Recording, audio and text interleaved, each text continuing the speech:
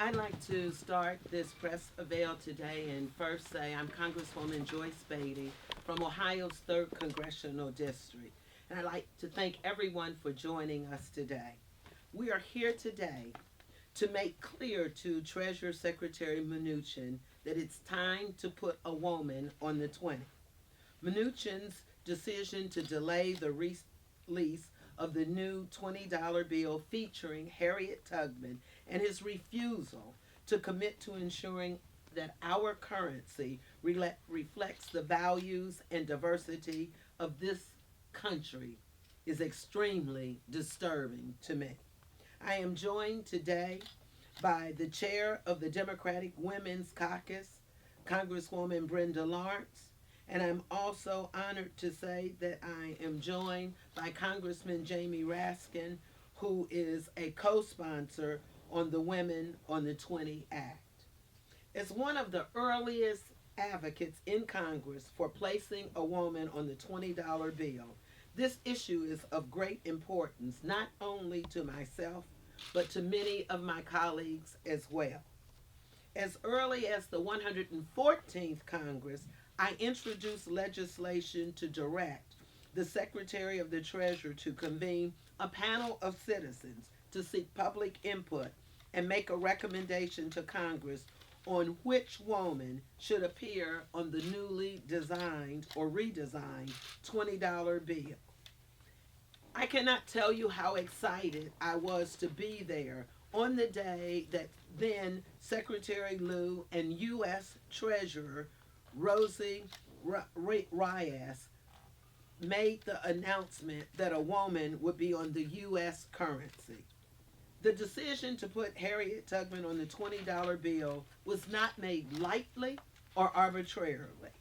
It was a product of a near 1 year long public engagement and comment period that was led by the Treasury Department that saw hundreds of names submitted to be featured on our newly redesigned currency. The question was asked, and the American people responded. Treasury Secretary Lew stated the decision to pick Harriet Tubman to be the face of the newly designed $20 bill was driven by thousands of responses from Americans, young and old, black and white. And why not? Throughout her entire life, Harriet Tubman displayed the courageousness to help others, the taste of freedom that drove her to escape slavery herself via the Underground Railroad, and we all have heard, read those stories. She embodies everything that makes up the American spirit, even before America recognized her as a free person. So, needless to say, it is unacceptable. And when I heard that Secretary Mnuchin failed to commit to placing Harriet Tubman on the $20 bill and to release the design during the next year's centennial celebration of the enactment of the 19th Amendment in 2020, I immediately decided to do something. I've written him a letter. I also reintroduced my bill, the Woman on the 20 Act, or H.R. 3080.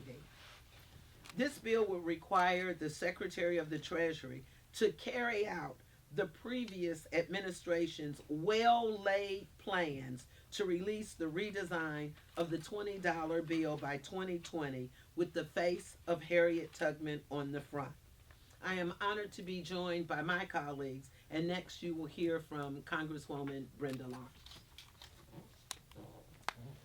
I am so glad to be here, and I'm very proud of the leadership of my colleague Joyce Beatty in this issue. Ladies and gentlemen, the Harriet Tubman $20 bill was expected to replace the $20 Andrew Jackson in time for the 2020 centennial of the 19th Amendment. We just recently celebrated the passing of the 19th Amendment out of the House and the Senate, and it will be official next year in 2020. The pride and the reflection on what women in this country went through, and to now sit in this great country and to hear the decision with no rationale at all to delay and possibly not place in history a point when we are celebrating our right to vote, the placement of a black woman, a woman and a woman of color on a $20 bill. The introduction of the Women on the 20 Act will ensure that Secretary Mnuchin will not follow through his intention to not replace the image of Andrew Jackson. The legislation requires that any $20 bill printed after 22 features a portrait of the famous abolitionist. The Treasury Department has its own design. Its design has been in works for approximately 3 years, and now all of a sudden there's an issue. I want you to know that as a chair of the Women's Caucus, being uniquely and passionately involved in rights for women and having the platform of leadership in this great body with a record number of women in Congress celebrating our 100th year, this to me is a slap in the face. It is a clear example without rationale of why we should not be honoring a woman who is so accomplished, a woman who paid her dues and was a leader for all of us. And I stand here today in support of saying it's time to put a woman on the 20. The 100th anniversary of the women's suffrage movement, and the fact in America that we could officially acknowledge an amazing American, and she could be black, and it's a woman. Thank you. I now bring forward a colleague of mine who I am always so impressed with. He is a member of Congress, but he comes here with so much experience and knowledge, and I would like to bring up Representative Raskin. Thank you, Congresswoman Lawrence. Thank you so much, Congresswoman Beatty. Thank you for your great leadership on this. I'm really thrilled about H.R. 3082, and I'm delighted to be an original co-sponsor of this, and I'm hoping that we will be able to make this sail through the House. As Congresswoman Beatty said, America was delighted to learn that we were going to have Harriet Tubman on the $20 bill. And it is a crushing disappointment to millions of people that suddenly the Trump administration appears to have reversed course on this, and Secretary Mnuchin is taking the position that somehow it's not feasible or workable according to the original timetable. I was hoping, along with Congresswoman Lawrence, that this would be done and fixed in time for 2020, the centennial anniversary of the passage of the 19th Amendment, women suffrage.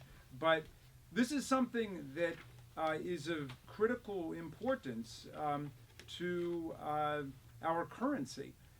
You know, there are lots of young people. For example, two of my kids are girls. They are my daughters, and when they look at the currency, they can see George Washington, they can see Alexander Hamilton, they can see Thomas Jefferson, they can see Abraham Lincoln, they can see Andrew Jackson, they can see Ben Franklin, they can see Ulysses Grant, but they see no women at all.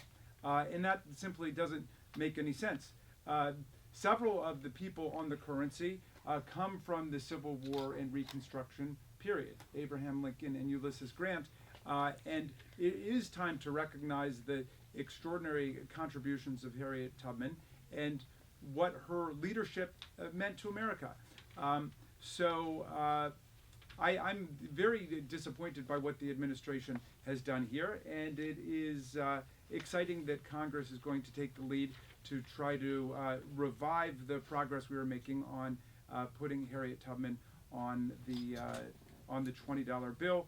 I know that the President of the United States has talked about sending people to Mars. If we can send people to Mars, we can certainly get Harriet Tubman on the $20 bill. That's something that I know that we can accomplish. So thank you very much for your leadership, Congresswoman Beatty. And I think, do I get to introduce, what is your official title?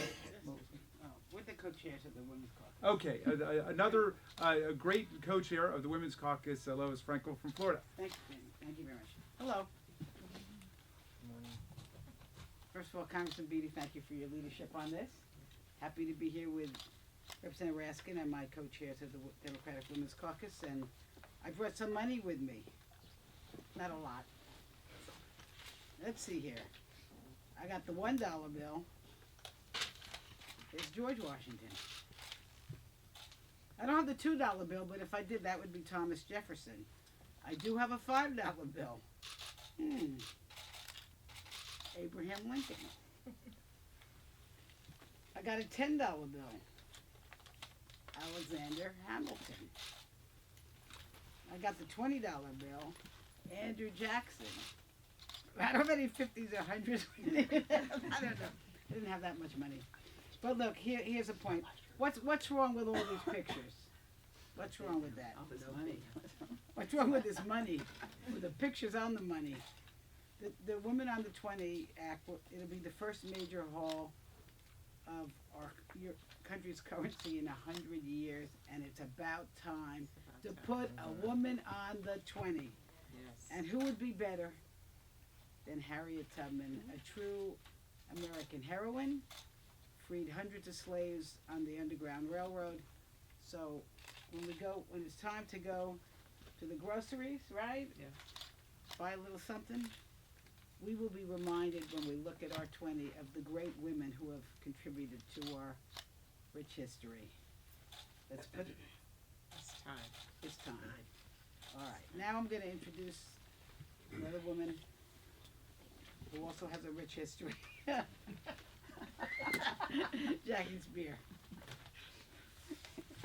Thank you, Lois. I'm proud to be with my colleagues, to Congresswoman Beatty, for bringing this bill to the fore, to my colleagues in the Democratic Women's Caucus, and to my good friend Jamie Raskin. I'm not going to be quite so nice. This is pretty outrageous, pure and simple. The United States of America was poised to make history by replacing a slave owner with a former slave and abolitionist. That's how critical it was to put Harriet Tubman on the $20 bill in advance of the 100th anniversary of women getting the right to vote. It's not surprising that in the Department of Treasury today, under Secretary Mnuchin, there are only 3 women in senior leadership and only 1 person of color. The hiring of minorities at Treasury fell to its lowest in 5 years, according to the department's own statistics. The fact that it's 2019 and we still don't have a woman on currency in the United States of America is an embarrassment. If you look across the world, 48 countries have women recognized at least on one form of their currency or another. I mean, even countries like Nigeria, Serbia, and Venezuela have a woman on one of their currencies. So our failure to do so cannot stand, and I think the president needs to be called out on this. This is the president who says, I'm the least racist person, and I have tremendous respect for women. And then when asked about replacing Andrew Jackson with Harriet Tubman on the $20 bill, he said, it's pure political correctness. No, Mr. President, it's not political correctness. It is high time that we recognize women on our currency in this country, and it's high time for you to recognize it. Your actions speak so much louder than your words. So let's do what is necessary here, and I think it's time for Congress to speak up, show that we are an equal branch of government, and repel Mnuchin and his bogus argument that they don't have time to bring it to us by 2020. Thank you. All right. Thank you. We're going to take a few questions. I know votes, they've called votes, so if we seemed a little rushed, it's only because votes have been called. Questions? Representative, you said you sent a letter to the Treasury Department. Have you received a reply? Have they answered any of the questions that you had? We just sent the letter out this morning. We've not heard back, but we also referenced in that letter that in 2017 we sent a letter to his office. So I want to make this real clear. This is not new as a result of the wonderful hearing we had in Financial Services. Would like to certainly thank Congresswoman Presley for posing the question to Secretary Mnuchin. But we have been in corresponded with his office in 2017, telling him how important this is, echoing all the remarks of my colleagues. In the back. The timing of this press conference has become even more relevant since Senate Majority Leader McConnell commented on reparations yesterday. What's your response to his dismissal of the idea of reparations and the government's inaction on this topic? I think his dismissal and his words were ridiculous.